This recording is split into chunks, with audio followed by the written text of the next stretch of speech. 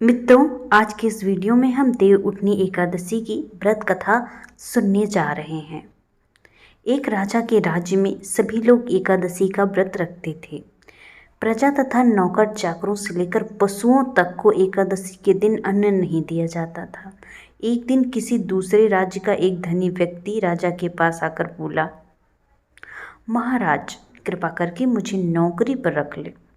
तब राजा ने उसके सामने एक शर्त रखी कि ठीक है, रख लेते हैं, किंतु रोज तो तुम्हें खाने को सब कुछ मिलेगा, पर एकादशी के दिन अन्न का एक दाना भी नहीं मिलेगा। उस व्यक्ति ने उस दिन हाँ कर ली, पर एकादशी के दिन उसे फलाहार का सामान दिया गया तो वो राजा के सामने जाकर गिड़गिड़ाने लगा, महाराज, इससे मेरा पेट नहीं भरेगा, मैं भूखा ही मर जाऊंगा, मुझे अन्न दे दो। राजा ने उसे शर्त की बात याद दिलाई, पर वो अन्न छोड़ने को राजी नहीं हुआ।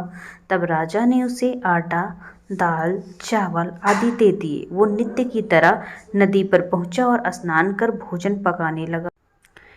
एक दिन जब भोजन बन गया तो वो भगवान को बुलाने लगा, आओ भगवान, भोजन तैयार है। उसके बुलाने पर पीतांबर धारण किए भगवान चतुर्भुज रूप में आ पहुँचे तथा प्रेम से उसके साथ भोजन करने लगे। भोजन आदि करके भगवान अंतर्धान हो गए तथा वो अपने काम पर चला गया। 15 दिन बाद अगली एकादशी को राजा से कहने लगा, महाराज, मुझे दुगना सामान दे दीजिए, उस दिन मैं भूखा ही रह गया। राजा ने कारण पूछा तो उसने बताया कि हमारे साथ भगवान भी खाते हैं, इसलिए हम दोनों के लिए सामान पूरा नहीं होता। ये सुनकर राजा को बड़ा आश्चर्य हुआ। वो बोला, मैं नहीं मान सकता कि तुम्हारे साथ भगवान खाते हैं। मैं तो इतना व्रत रखता हूँ, पूजा करता हूँ, भगवान ने मुझे कभी दर्शन नहीं दिया। राजा की बात सुनकर वो बोला, महाराज, यदि विश्वास ना हो तो साथ चलकर देख लें। राजा एक पेड़ के पीछे छिप कर बैठ गया। उस व्यक्ति ने भोजन बनाया तथा भगवान को शाम तक पुकारता रहा, परंतु भगवान ना आए। अंत में उसने कहा, हे भगवान, यदि आप नहीं आए तो मैं आज नदी में कूदकर प्राण दे दूंगा। लेकिन भगवान नहीं आए। तब वो प्राण त्यागने के उद्देश्य से नदी की तरफ बढ़ा। प्राण त्यागने का उसका दृढ़ इरादा जान शीघ्र ही भगवान प्रकट होकर उसे रोक लिया और साथ बैठकर भोजन करने लगे। खा पीकर वे अपने विमान में बैठकर धाम चले गए। ये देख राजा ने सोचा कि व्रत उपवास से तब तक कोई फायदा नहीं जब तक मन शुद्ध ना हो। इसलिए राजा को ज्ञान मिला कि वो भी मन से व्रत उपवास करने और अंत में उसे स्वर्ग प्राप्त हुआ। अब मित्रों, देव उठनी एकादशी की दूसरी कहानी सुनते हैं। एक राजा था, उसके राज्य में प्रजा सुखी थी। एकादशी को कोई भी अन्न नहीं बेचता था, सभी फलाहार करते थे। एक बार भगवान ने राजा की परीक्षा लेनी चाहिए।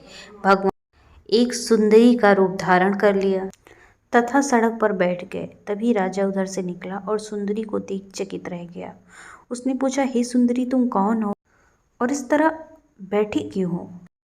तब सुंदर स्त्री बने भगवान बोले, मैं आश्रिता हूँ, नगर में मेरा कोई जाना पहचाना नहीं है, किससे सहायता मांगूं? राजा उसके रूप पर मोहित हो गया। वो बोला, तुम मेरे महल में चलकर मेरी रानी बनकर रहो। सुंदरी बोली, मैं तुम्हारी बात मानूंगी, पर तुम्हें राज्य का अधिकार मुझे सौंपना होगा।